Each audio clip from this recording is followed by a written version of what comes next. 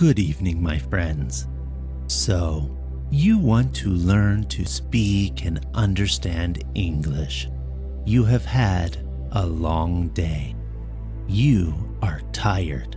Lay down in your bed, close your heavy eyes, and let's listen to a story while we slowly fall into the arms of the English language. This is a reading of The Country of the Blind by H.G. Wells, originally published in 1911. 300 miles and more from Chimborazo, 100 from the snows of Cotopaxi, in the wildest wastes of Ecuador's Andes, there lies that mysterious mountain valley, cut off from all the world of men, the country of the blind. Long years ago that valley lay so far open to the world that men might come at last through frightful gorges and over an icy pass into its equable meadows. And thither indeed men came, a family or so of Peruvian half-breeds, fleeing from the lust and tyranny of an evil Spanish ruler. Then came the stupendous outbreak of Mindobamba, when it was night in Quito for 17 days, and the water was boiling at Yaguachi, and all the fish floating, dying, even as far as Guayaquil. Everywhere along the Pacific slopes there were landslips and swift thawings and sudden floods, and one whole side of the old Arauca crest slipped and came down in thunder, and cut off the country of the blind for ever from the exploring feet of men. But one of these early settlers had chanced to be on the hither side of the gorges when the world had so terribly shaken itself, and he perforce had to forget his wife and his child, and all the friends and possessions he had left up there, and start life over again in the lower world. He started it again, but ill, blindness overtook him, and he died of punishment in the mines. But the story he told begot a legend that lingers along the length of the Cordilleras of the Andes to this day. He told of his reason for venturing back from that fastness into which he had first been carried, lashed to a llama, beside a vast bale of gear, when he was a child. The valley, he said, had in it all that the heart of man could desire: sweet water, pasture, an even climate, slopes of rich brown soil with the tangles of a shrub that bore an excellent fruit, and on one side great hanging forests of pine that held the avalanches high. Far overhead, on 3 sides, vast cliffs of grey-green rock were capped by cliffs of ice, but the glacier stream came not to them, but flowed away by the farther slopes, and only now and then huge ice masses fell on the valley side. In this valley it neither rained nor snowed, but the abundant springs gave a rich green pasture that irrigation would spread over all the valley space. The settlers did well indeed there. Their beasts did well and multiplied, and but one thing marred their happiness. Yet it was enough to mar it greatly. A strange disease had come upon them, and had made all the children born to them there, and indeed several older children also, blind. It was to seek some charm or antidote against this plague of blindness that he had, with fatigue and danger and difficulty, returned down the gorge. In those days, in such cases, men did not think of germs and infections, but of sins, and it seemed to him that the reason of this affliction must be in the negligence of these priestless immigrants. To set up a shrine so soon as they entered the valley, he wanted a shrine, a handsome, cheap, effectual shrine, to be erected in the valley. He wanted relics and such like potent things of faith, blessed objects and mysterious medals and prayers. In his wallet he had a bar of native silver, for which he would not account. He insisted there was none in the valley, with something of the insistence of an inexpert liar. They had all clubbed their money and ornaments together, having little need for such treasure up there, he said, to buy them holy help against their ill. I figure this dim-eyed young mountaineer, sunburnt, gaunt, and anxious, hat-brim clutched feverishly, a man all unused to the ways of the lower world, telling this story to some keen-eyed, attentive priest before the great convulsion. I can picture him presently seeking to return with pious and infallible remedies against that trouble and the infinite dismay with which he must have faced the tumbled vastness where the gorge had once come out. but the rest of his story of mischances is lost to me, save that I know of his evil death several years later. Poor stray from that remoteness! The stream that had once made the gorge now bursts from the mouth of a rocky cave, and the legend, his poor ill-told story set going, developed into the legend of a race of blind men somewhere over there, one may still hear today. But amidst the little population of that now isolated and forgotten valley, the disease ran its course. The old became groping, the young saw but dimly, and the children that were born to them never saw at all. But life was very easy in that snow-rimmed basin, lost to all the world, with neither thorns nor briars, with no evil insects, nor any beasts save the gentle breed of llamas they had lugged and thrust and followed up the beds of the shrunken rivers in the gorges up which they had come. The seeing had become purblind so gradually that they scarcely noticed their loss. They guided the sightless youngsters hither and thither until they knew the whole valley marvellously, and when at last sight died out among them, the race lived on. They had even time to adapt themselves to the blind control of fire, which they made carefully in stoves of stone. They were a simple strain of people at the first, unlettered, only slightly touched with the Spanish civilization, but with something of a tradition of the arts of old Peru and of its lost philosophy. Generation followed generation. They forgot many things. They devised many things. Their tradition of the greater world they came from became mythic in color and uncertain.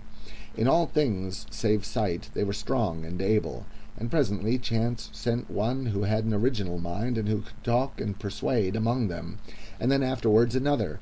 These two passed, leaving their effects, and the little community grew in numbers and in understanding, and met and settled social and economic problems that arose. Generation followed generation. Generation followed generation.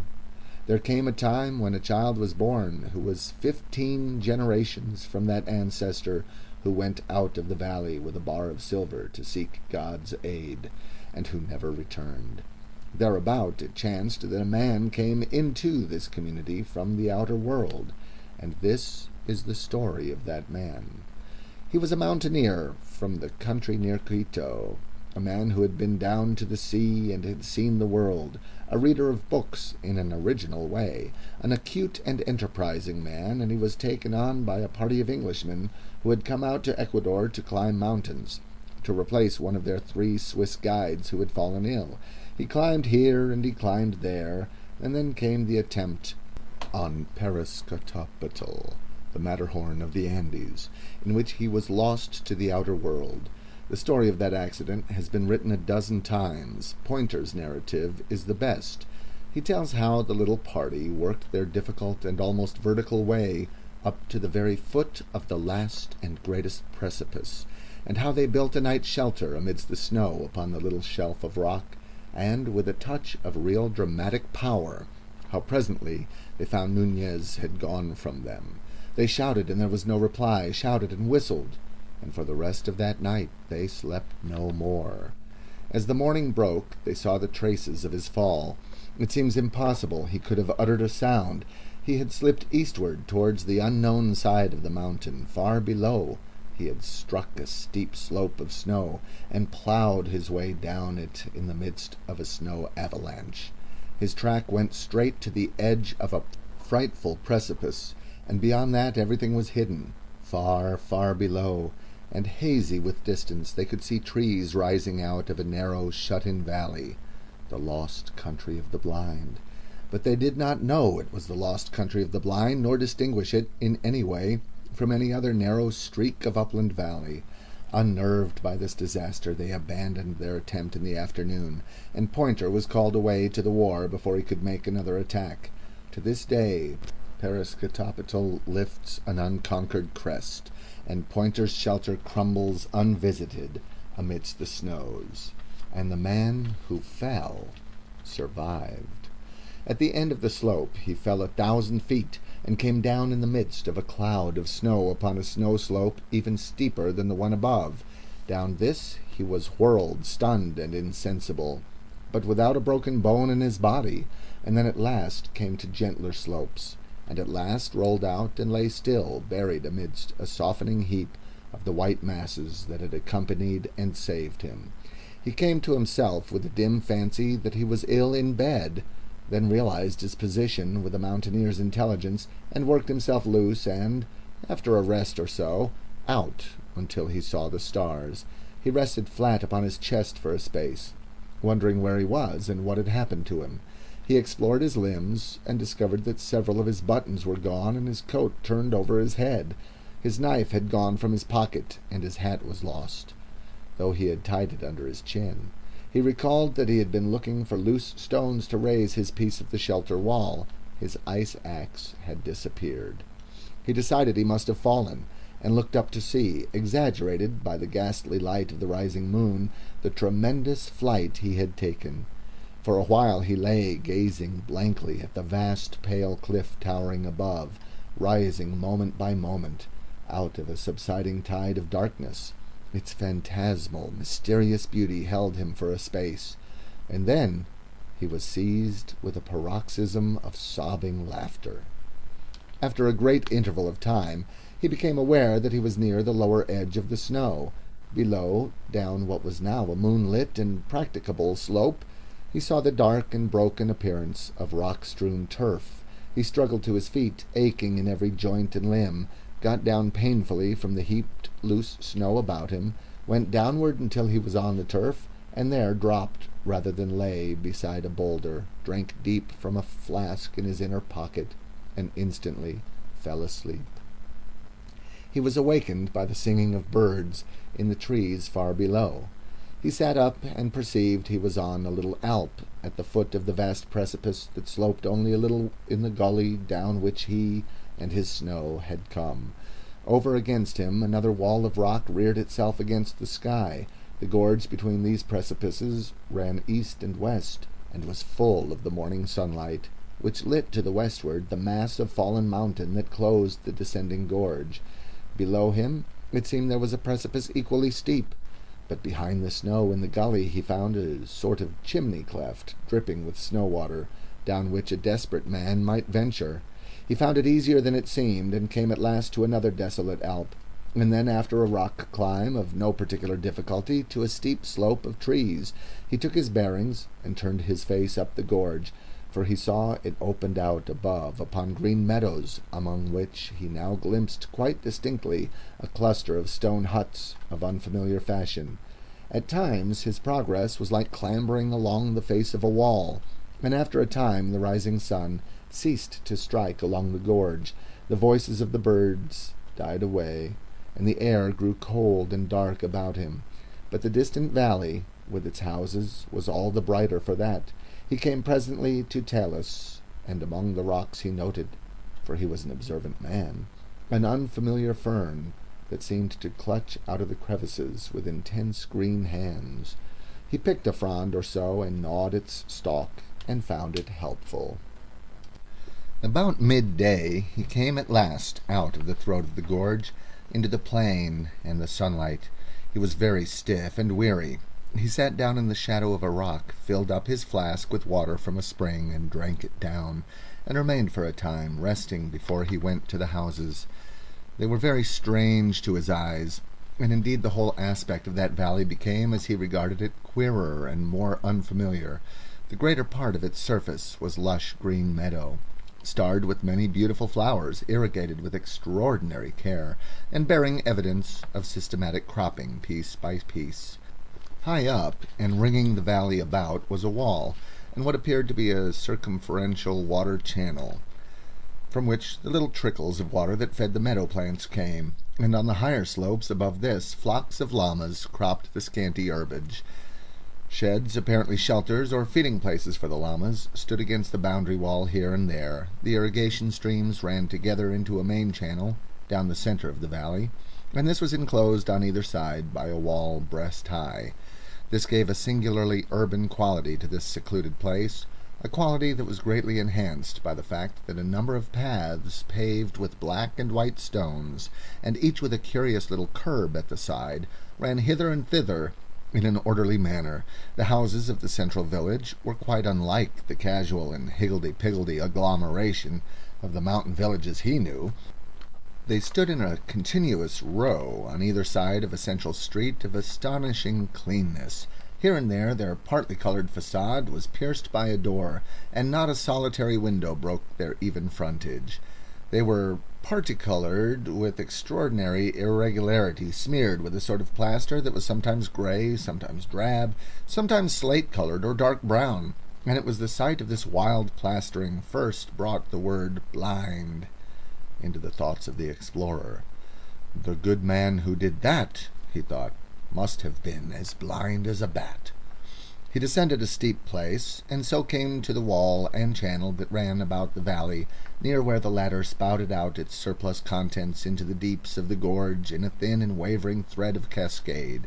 He could now see a number of men and women resting on piled heaps of grass, as if taking a siesta, in the remoter part of the meadow, and nearer the village a number of recumbent children, and then nearer at hand 3 men carrying pails on yokes along a little path that ran from the encircling wall towards the houses. These latter were clad in garments of llama cloth, and boots and belts of leather, and they wore caps of cloth with back and ear flaps. They followed one another in single file, walking slowly and yawning as they walked, like men who have been up all night. There was something so reassuringly prosperous and respectable in their bearing that after a moment's hesitation Nunez stood forward as conspicuously as possible upon his rock, and gave vent to a mighty shout that echoed round the valley. The 3 men stopped, and moved their heads as though they were looking about them. They turned their faces this way and that, and Nunez gesticulated with freedom. But they did not appear to see him for all his gestures, and after a time, directing themselves towards the mountains far away to the right, they shouted as if in answer. Nunez bawled again, and then once more, and he gestured ineffectually. The word blind came to the top of his thoughts. "The fools must be blind," he said. When at last, after much shouting and wrath, Nunez crossed the stream by a little bridge, came through a gate in the wall, and approached them, he was sure that they were blind. He was sure that this was the country of the blind of which the legends told. Conviction had sprung upon him, and a great sense of rather enviable adventure. The 3 stood side by side, not looking at him, but with their ears directed towards him, judging him by his unfamiliar steps. They stood close together like men a little afraid, and he could see their eyelids closed and sunken, as though the very balls beneath had shrunk away. There was an expression near awe on their faces. "A man," one said in hardly recognizable Spanish. "A man it is, a man or a spirit coming down from the rocks." But Nunez advanced with the confident steps of a youth who enters upon life. All the old stories of the Lost Valley and the country of the blind had come back to his mind, and through his thoughts ran this old proverb, as if it were a refrain. "In the country of the blind, the one-eyed man is king. In the country of the blind, the one-eyed man is king." And very civilly he gave them greeting. He talked to them and used his eyes. "Where does he come from, Brother Pedro?" asked one. "Down out of the rocks." "Over the mountains I come," said Nunez, "out of the country beyond there, where men can see, from near Bogota, where there are 100,000 of people, and where the city passes out of sight." "Sight?" muttered Pedro. "Sight?" "He comes," said the second blind man, "out of the rocks." The cloth of their coats, Nunez saw, was curious fashioned, each with a different sort of stitching. They startled him by a simultaneous movement toward him, each with a hand outstretched. He stepped back from the advance of these spread fingers. "Come hither," said the third blind man, following his motion and clutching him neatly. And they held Nunez and felt him over, saying no word further until they had done so. "Carefully," he cried, with a finger in his eye, and found they thought that organ, with its fluttering lids, a queer thing in him. They went over it again. "A strange creature, Correa," said the one called Pedro. "Feel the coarseness of his hair, like a llama's hair." "Rough he is, as the rocks that begot him," said Correa, investigating Nunez's unshaven chin with a soft and slightly moist hand. "Perhaps he will grow finer." Nunez struggled a little under their examination, but they gripped him firm. "Carefully," he said again. "He speaks," said the third man. "Certainly he is a man." "Ugh," said Pedro, at the roughness of his coat. "And you have come into the world?" asked Pedro. "Out of the world, over mountains and glaciers, right over above there, halfway to the sun, out of the great big world that goes down 12 days' journey to the sea." They scarcely seemed to heed him. "Our fathers have told us men may be made by the forces of nature," said Correa. "It is the warmth of things, and moisture, and rottenness. "Let us lead him to the elders," said Pedro. "Shout first," said Correa, "lest the children be afraid. This is a marvelous occasion." So they shouted, and Pedro went first and took Nunez by the hand to lead him to the houses. He drew his hand away. "I can see," he said. "See?" said Correa. "Yes, see," said Nunez, turning towards him and stumbling against Pedro's pail. "His senses are still imperfect," said the third blind man. "He stumbles and talks unmeaning words. Lead him by the hand." "As you will," said Nunez, and was led along laughing. It seemed they knew nothing of sight. Well, all in good time he would teach them. He heard people shouting, and saw a number of figures gathering together in the middle roadway of the village. He found it tax his nerve and patience more than he had anticipated, that first encounter with the population of the country of the blind. The place seemed larger as he drew near to it, and the smeared plasterings queerer, and a crowd of children and men and women. The women and girls, he was pleased to note, had, some of them, quite sweet faces, for all that their eyes were shut and sunken, and came about him, holding on to him, touching him with soft, sensitive hands, smelling at him, and listening at every word he spoke. Some of the maidens and children, however, kept aloof, as if afraid, and indeed his voice seemed coarse and rude beside their softer notes. They mobbed him. His three guides kept close to him, with an effect of proprietorship, and said again and again, "A wild man out of the rocks." "Bogota," he said, "Bogota, over the mountain crests." "A wild man, using wild words," said Pedro. "Did you hear that? Bogota. His mind has hardly formed yet. He has only the beginnings of speech." A little boy nipped his hand. "Bogota," he said mockingly. "I, a city to your village. I come from the great world, where men have eyes and see." "His name's Bogota," they said. "He stumbled," said Correa, "stumbled twice as we came hither." "Bring him in to the elders." And they thrust him suddenly through a doorway into a room as black as pitch, save at the end there faintly glowed a fire. The crowd closed in behind him and shut out all but the faintest glimmer of day, and before he could arrest himself he had fallen headlong over the feet of a seated man. His arm, outflung, struck the face of someone else as he went down. He felt the soft impact of features and heard a cry of anger, and for a moment he struggled against a number of hands that clutched him. It was a one-sided fight. An inkling of the situation came to him, and he lay quiet. "I fell down," he said. "I couldn't see in this pitchy darkness." There was a pause, as if the unseen persons about him tried to understand his words. Then the voice of Correa said, "He is but newly formed. He stumbles as he walks, and mingles words that mean nothing with his speech." Others also said things about him that he heard or understood imperfectly. "May I sit up?" he asked in a pause.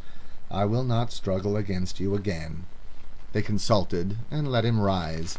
The voice of an older man began to question him, and Nunez found himself trying to explain the great world out of which he had fallen, and the sky and mountains and such like marvels to these elders who sat in darkness in the country of the blind. And they would believe and understand nothing whatever that he told them, a thing quite outside his expectation. They would not even understand many of his words. For 14 generations these people had been blind and cut off from all the seeing world. The names for all the things of sight had faded and changed. The story of the outer world was faded and changed to a child's story, and they had ceased to concern themselves with anything beyond the rocky slopes above their circling wall. Blind men of genius had arisen among them and questioned the shreds of belief and tradition they had brought with them from their seeing days. and had dismissed all these things as idle fancies, and replaced them with new and saner explanations. Much of their imagination had shrivelled with their eyes, and they had made for themselves new imaginations with their ever more sensitive ears and finger-tips. Slowly Nunez realized this, that his expectation of wonder and reverence at his origin and his gifts was not to be borne out, and after his poor attempt to explain sight to them had been set aside as the confused version of a new-made being describing the marvels of his incoherent sensations, he subsided, a little dashed, into listening to their instruction, and the eldest of the blind men explained to him life and philosophy and religion, how that the world, meaning their valley, had been first an empty hollow in the rocks, and then had come first inanimate things, without the gift of touch, and llamas, and a few other creatures that had little sense, and then men, and at last angels, whom one could hear singing and making fluttering sounds, but whom no one could touch at all, which puzzled Nunez greatly, until he thought of the birds. He went on to tell Nunez how this time had been divided into the warm and the cold, which are the blind equivalents of day and night, and how it was good to sleep in the warm and work during the cold, so that now, but for his advent, the whole town of the blind would have been asleep. He said Nunez must have been specially created to learn and serve the wisdom they had acquired, and that for all his mental incoherency and stumbling behavior he must have courage and do his best to learn, and at that all the people in the doorway murmured encouragingly. He said the night, for the blind called their day night, was now far gone, and it behooved everyone to go back to sleep. He asked Nunez if he knew how to sleep, and Nunez said he did, but that before sleep he wanted food. They brought him food, llama's milk in a bowl, and rough salted bread, and led him into a lonely place to eat out of their hearing, and afterwards to slumber until the chill of the mountain evening roused them to begin their day again. But Nunez slumbered not at all. Instead, he sat up in the place where they had left him, resting his limbs and turning the unanticipated circumstances of his arrival over and over in his mind. Every now and then he laughed, sometimes with amusement and sometimes with indignation. "Unformed mind," he said, "got no senses yet. They little know they've been insulting their heaven-sent king and master. I see I must bring them to reason. Let me think. He was still thinking when the sun set. Nunez had an eye for all beautiful things, and it seemed to him that the glow upon the snowfields and glaciers that rose about the valley on every side was the most beautiful thing he had ever seen. His eyes went from that inaccessible glory to the village and irrigated fields, fast sinking into the twilight, and suddenly a wave of emotion took him, and he thanked God from the bottom of his heart that the power of sight had been given him. He heard a voice calling to him from out of the village. "Yo-ho there! Bogota, come hither!" At that he stood up, smiling. He would show these people once and for all what sight would do for a man. They would seek him, but not find him. "You move not, Bogota," said the voice. He laughed noiselessly and made 2 stealthy steps aside from the path. "Trample not on the grass, Bogota. That is not allowed." Nunez had scarcely heard the sound he made himself. He stopped, amazed. The owner of the voice came running up the piebald path towards him. He stepped back onto the pathway. "Here I am," he said. "Why did you not come when I called you?" said the blind man. "Must you be led like a child? Cannot you hear the path as you walk?" Nunez laughed. "I can see it," he said. "There is no such word as see," said the blind man, after a pause. "Cease this folly, and follow the sound of my feet." Nunez followed, a little annoyed. "My time will come," he said. "You will learn," the blind man answered. "There is much to learn in the world." "Has no one told you?" "In the country of the blind, the one-eyed man is king." "What is blind?" asked the blind man, carelessly, over his shoulder. 4 days passed, and the 5th found the king of the blind still incognito, as a clumsy and useless stranger among his subjects. It was, he found, much more difficult to proclaim himself than he had supposed, and in the meantime, while he meditated his coup d'etat, he did what he was told, and learnt the manners and customs of the country of the blind.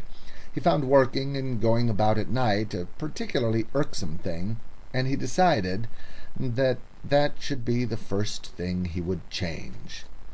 They led a simple, laborious life, these people, with all the elements of virtue and happiness as these things can be understood by men. They toiled, but not oppressively. They had food and clothing sufficient for their needs. They had days and seasons of rest. They made much music and singing, and there was love among them and little children. It was marvelous with what confidence and precision they went about their ordered world. Everything, you see, had been made to fit their needs. Each of the radiating paths of the valley area had a constant angle to the others, and was distinguished by a special notch upon its curbing.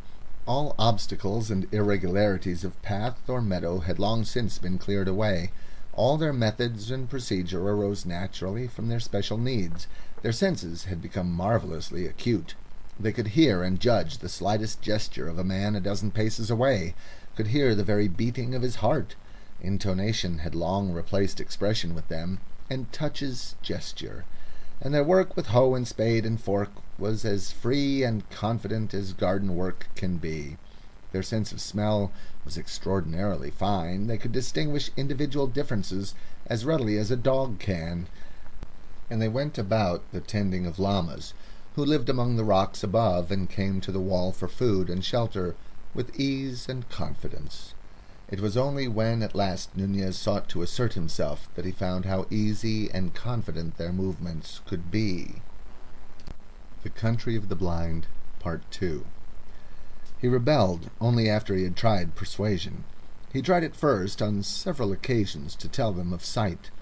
"Look here, you people," he said, "there are things you do not understand in me." Once or twice one or two of them attended to him.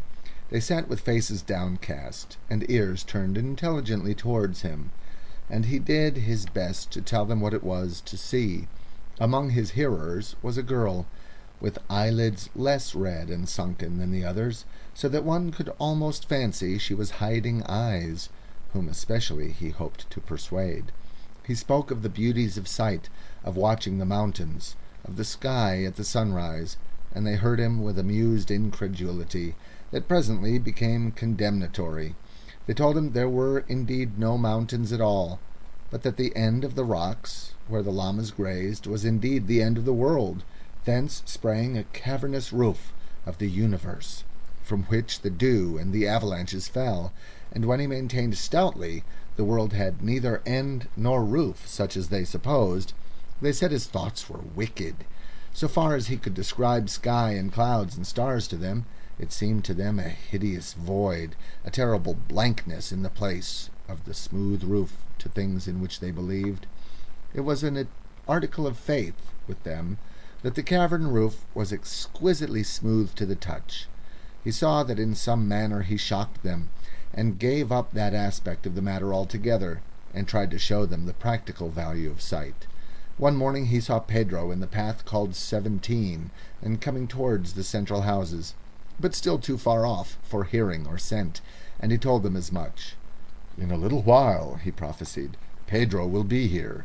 An old man remarked that Pedro had no business on path 17, and then, as if in confirmation, that individual, as he drew near, turned and went transversely into path 10, and so back with nimble paces towards the outer wall.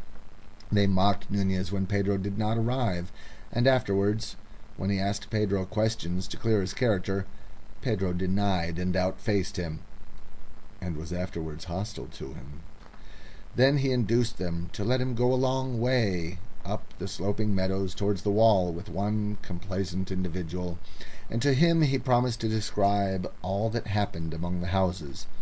He noted certain goings and comings, but the things that really seemed to signify to these people happened inside of or behind the windowless houses, the only things they took note of to test him by, and of those he could see or tell nothing, and it was after the failure of this attempt and the ridicule they could not repress, that he resorted to force.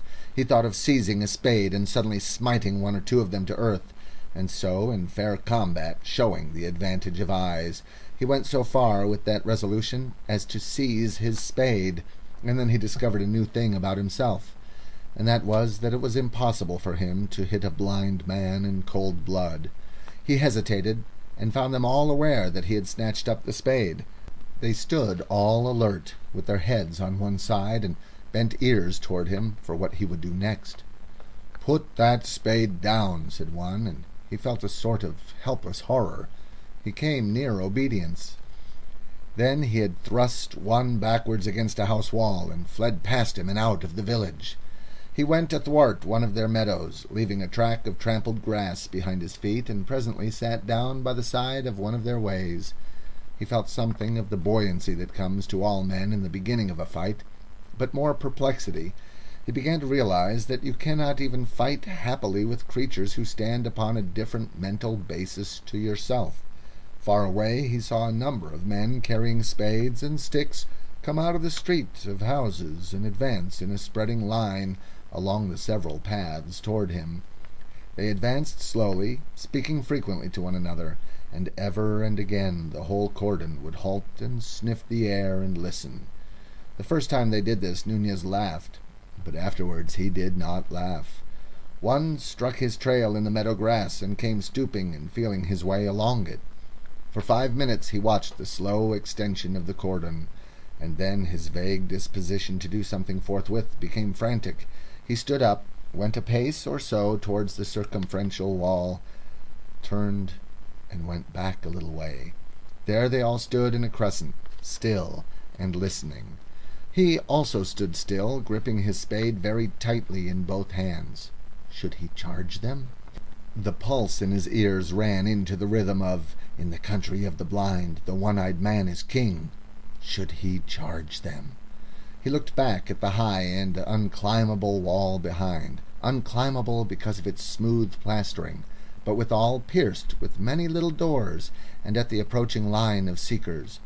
Behind these, others were now coming out of the streets of houses.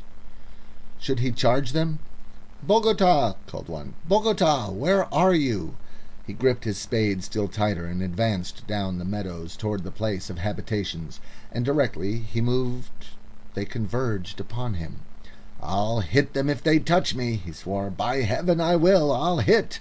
He called aloud. "Look here, I'm going to do what I like in this valley, do you hear? I'm going to do what I like, and go where I like." They were moving in upon him quickly, groping, yet moving rapidly. It was like playing blind man's bluff, but with everyone blindfolded except one. "Get hold of him!" cried one. He found himself in the arc of a loose curve of pursuers. He felt suddenly he must be active and resolute. "You don't understand," he cried, in a voice that was meant to be great and resolute, and which broke. "You are blind, and I can see. Leave me alone." "Bogota, put down that spade and come off the grass." The last order, grotesque in its urban familiarity, produced a gust of anger. "I'll hurt you," he said, sobbing with emotion. "By heaven, I'll hurt you. Leave me alone." He began to run, not knowing clearly where to run. He ran from the nearest blind man, because it was a horror to hit him. He stopped, and then made a dash to escape from their closing ranks.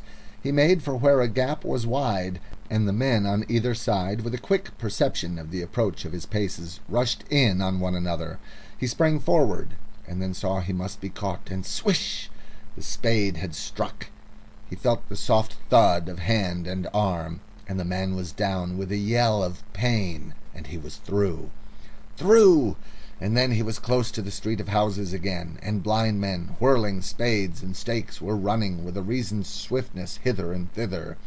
He heard steps behind him, just in time, and found a tall man rushing forward and swiping at the sound of him. He lost his nerve, hurled his spade a yard wide of this antagonist, and whirled about and fled, fairly yelling as he dodged another. He was panic-stricken. He ran furiously to and fro, dodging when there was no need to dodge, and, in his anxiety to see on every side of him at once, stumbling. For a moment he was down, and they heard his fall. Far away in the circumferential wall a little doorway looked like heaven, and he set off in a wild rush for it. He did not even look round at his pursuers until it was gained, and he had stumbled across the bridge, clambered a little way among the rocks, to the surprise and dismay of a young llama, who went leaping out of sight and lay down sobbing for breath. And so his coup d'etat came to an end. He stayed outside the wall of the Valley of the Blind for 2 nights and days, without food or shelter, and meditated upon the unexpected. During these meditations he repeated very frequently, and always with a profounder note of derision, the exploded proverb, "In the country of the blind, the one-eyed man is king." He thought chiefly of ways of fighting and conquering these people, and it grew clear that for him no practicable way was possible. He had no weapons, and now it would be hard to get one. The canker of civilization had got to him even in Bogota, and he could not find it in himself to go down and assassinate a blind man. Of course, if he did that, he might then dictate terms on the threat of assassinating them all. But sooner or later he must sleep.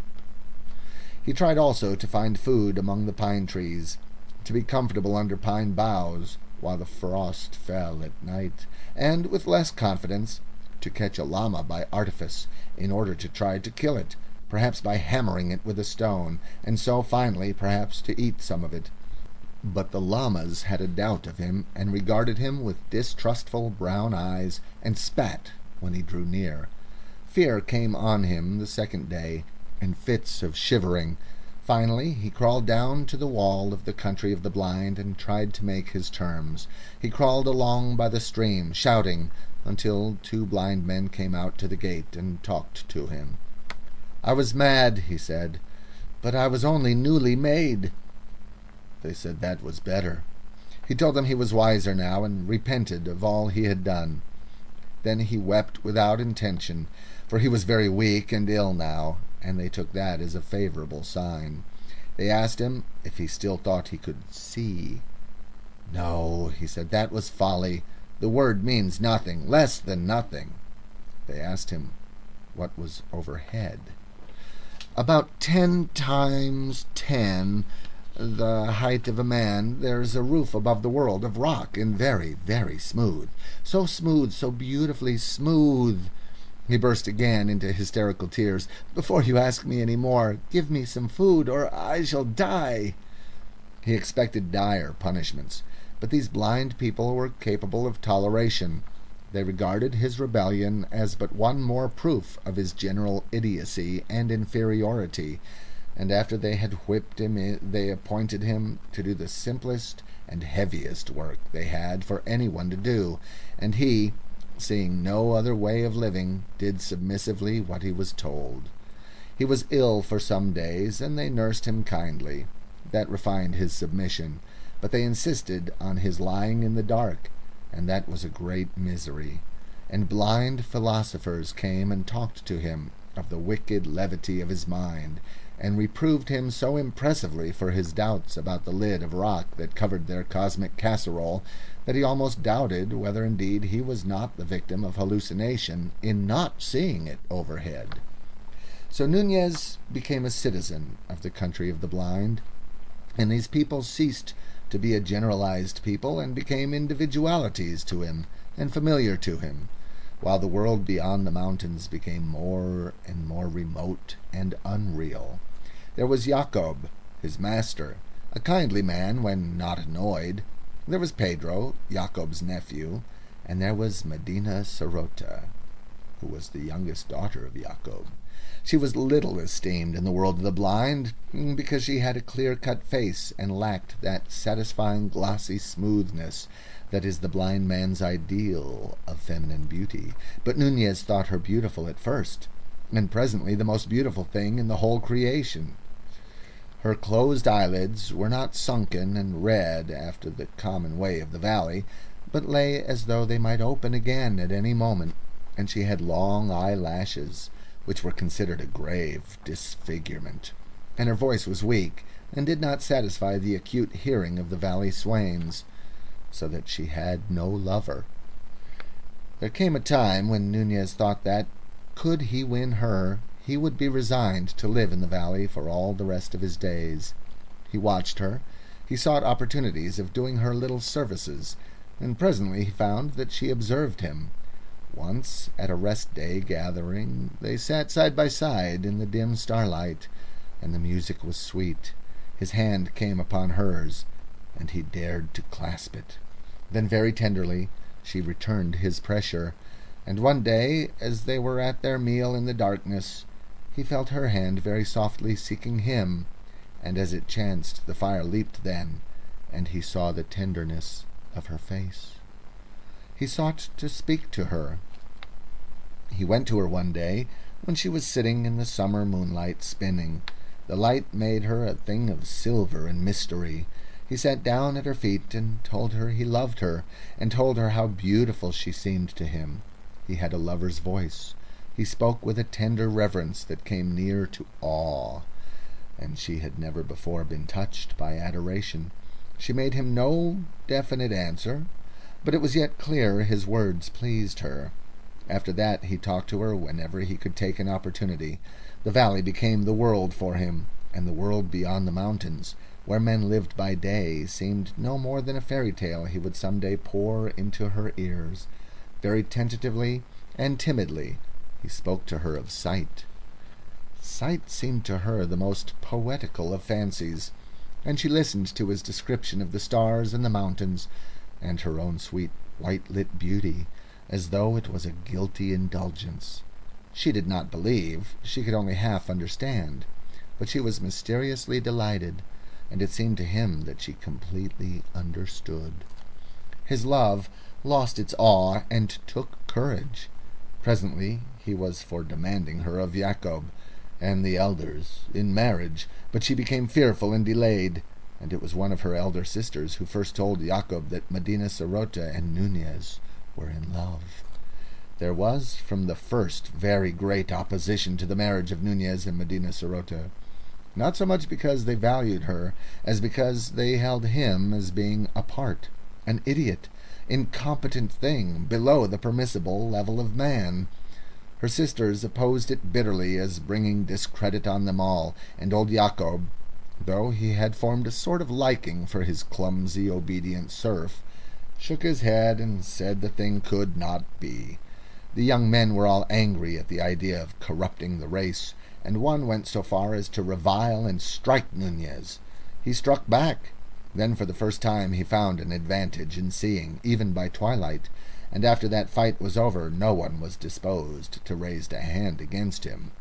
But they still found his marriage impossible. Old Jacob had a tenderness for his last little daughter, and was grieved to have her weep upon his shoulder. "You see, my dear, he's an idiot. He has delusions. He can't do anything right." "I know," wept Medina Sarote, "but he's better than he was. He's getting better, and he's strong, dear father, and kind, stronger and kinder than any other man in the world. And he loves me, and, father, I love him." Old Jacob was greatly distressed to find her inconsolable, and besides, what made it more distressing, he liked Nunez for many things. So he went and sat in the windowless council-chamber with the other elders and watched the trend of the talk, and said at the proper time, "He's better than he was. Very likely some day we shall find him as sane as ourselves." Then afterwards one of the elders, who thought deeply, had an idea. He was a great doctor among these people, their medicine-man, and he had a very philosophical and inventive mind, and the idea of curing Nunez of his peculiarities appealed to him. One day when Jacob was present he returned to the topic of Nunez. "I have examined Nunez," he said, "and the case is clearer to me. I think very probably he might be cured." "This is what I have always hoped," said the old Jacob. "His brain is affected," said the blind doctor. The elders murmured assent. "Now, what affects it?" "Ah," said old Jacob. "This," said the doctor, answering his own question. "Those queer things that are called the eyes, and which exist to make an agreeable depression in the face, are diseased. In the case of Nunez, in such a way as to affect his brain. They are greatly distended. He has eyelashes, and his eyelids move, and consequently his brain is in a state of constant irritation and distraction." "Yes," said old Jacob. "Yes, and I think I may say with reasonable certainty that, in order to cure him complete, all that we need do is a simple and easy surgical operation, namely, to remove these irritant bodies." "And then he will be sane?" "Then he will be perfectly sane, and a quite admirable citizen." "Thank heaven for science!" said old Jacob, and went forth at once to tell Nunez of his happy hopes. But Nunez's manner of receiving the good news struck him as being cold and disappointing. "One might think," he said, "from the tone you take, that you did not care for my daughter." It was Medina Sarote who persuaded Nunez to face the blind surgeons. "You do not want me," he said, "to lose my gift of sight?" She shook her head. "My world is sight." Her head drooped lower. The beautiful little things, the flowers, the lichens amidst the rocks, the light and softness on a piece of fur, the far sky with its drifting dawn of clouds, the sunsets and the stars, and there is you. For you alone it is good to have sight, to see your sweet, serene face, your kindly lips, your dear, beautiful hands folded together. It is these eyes of mine you won, these eyes that hold me to you, that these idiots seek. Instead, I must touch you, hear you, and never see you again. I must come under that roof of rock and stone and darkness, that horrible roof under which your imaginations stoop. No, you would not have me do that." A disagreeable doubt had arisen in him. He stopped and left the thing a question. "I wish," she said, "sometimes—" She paused. "Yes," he said, a little apprehensively. "I wish sometimes you would not talk like that." "Like what?" "I know it's pretty. It's your imagination. I love it. But now—" He felt cold. "Now?" he said faintly. She sat quite still. "You mean, you think I should be better perhaps?" He was realizing things very swiftly. He felt anger, perhaps, anger at the dull course of fate, but also sympathy for her lack of understanding, a sympathy near akin to pity. "Dear," he said, and he could see by her whiteness how tensely her spirit pressed against the things she could not say. He put his arms about her, he kissed her ear, and they sat for a time in silence. "If I were to consent to this," he said at last, in a voice that was very gentle. She flung her arms about him, weeping wildly. "Oh, if you would!" she sobbed. "If only you would!" For a week before the operation that was to raise him from his servitude and inferiority to the level of a blind citizen, Nunez knew nothing of sleep, and all through the warm sunlit hours, while the others slumbered happily, he sat brooding or wandered aimlessly, trying to bring his mind to bear on his dilemma. He had given his answer. He had given his consent, and still he was not sure. And at last work time was over. The sun rose in splendor over the golden crests, and his last day of vision began for him. He had a few minutes with Medina Sarote before she went apart to sleep. "Tomorrow," he said, "I shall see no more." "Dear heart," she answered, and pressed his hands with all her strength.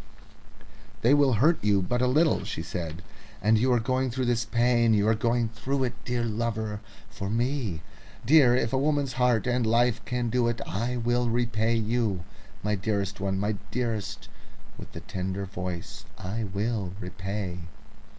He was drenched in pity for himself and her.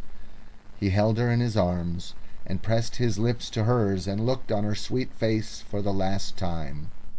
"Good-bye," he whispered to that dear sight. "Good-bye." And then in silence he turned away from her. She could hear his slow retreating footsteps, and something in the rhythm of them threw her into a passion of weeping. He walked away. He had fully meant to go to a lonely place where the meadows were beautiful with white narcissus, and there remain until the hour of his sacrifice should come. But as he walked he lifted up his eyes and saw the morning like an angel in golden armor, marching down the steeps. It seemed to him that before this splendor he and this blind world in the valley, and his love and all, were no more than a pit of sin. He did not turn aside as he had meant to do, but went on and passed through the wall of the circumference and out upon the rocks, and his eyes were always upon the sunlit ice and snow. He saw their infinite beauty, and his imagination soared over them to the things beyond he was now to resign forever. He thought of that great free world that he was parted from, the world that was his own, and he had a vision of those further slopes, distance beyond distance, with Bogota, a place of multitudinous stirring beauty, a glory by day, a luminous mystery by night, a place of palaces and fountains and statues and white houses lying beautifully in the middle distance. He thought how for a day or so one might come down through passes, drawing ever nearer and nearer to its busy streets and ways. He thought of the river journey, day by day, from great Bogota to the still vaster world beyond, through towns and villages, forests and desert places, the rushing river day by day until its banks receded, and the big steamers came splashing by, and one had reached the sea, the limitless sea, with its 1,000 islands, its thousands of islands, and its ships seen dimly far away in their incessant journeyings round and about that greater world. And there, unpent by mountains, one saw the sky not such a disk as one saw it here, but an arch of immeasurable blue, a deep of deeps, in which the circling stars were floating. His eyes began to scrutinize the great curtain of the mountains with a keener inquiry. For example, if one went so, up that gully and to that chimney there, then one might come out high among those stunted pines that ran round in a sort of shelf, and rose still higher and higher as it passed above the gorge. And then that talus might be managed. Thence perhaps a climb might be found to take him up to the precipice that came below the snow, and if that chimney failed, then another farther to the east might serve his purpose better. And then one would be out upon the amber-lit snow there, and halfway up to the crest of those beautiful desolations. And suppose one had good fortune. He glanced back at the village, then turned right round and regarded it with folded arms. He thought of Medina Sirota, and she had become small and remote. He turned again towards the mountain wall down which the day had come to him. Then very circumspectly he began his climb. When sunset came, he was no longer climbing, but he was far and high. His clothes were torn, his limbs were blood-stained. He was bruised in many places, but he lay as if he were at his ease, and there was a smile on his face. From where he rested, the valley seemed as if it were a pit, and nearly a mile below. Already it was dim with haze and shadow, though the mountain summits around him were things of light and fire. The mountain summits around him were things of light and fire, and the little things in the rocks near at hand were drenched with light and beauty, a vein of green mineral piercing the grey, a flash of small crystal here and there, a minutely beautiful orange lichen close beside his face. There were deep, mysterious shadows in the gorge, blue deepening into purple, and purple into a luminous darkness, and overhead was the illimitable vastness of the sky. But he heeded these things no longer, but lay quite still there, smiling as if he were content now merely to have escaped from the valley of the blind, in which he had thought to be king. And the glow of the sunset passed, and the night came, and still he lay there, under the cold, clear stars. This concludes this reading of H.G. Wells' The Country of the Blind for LibriVox.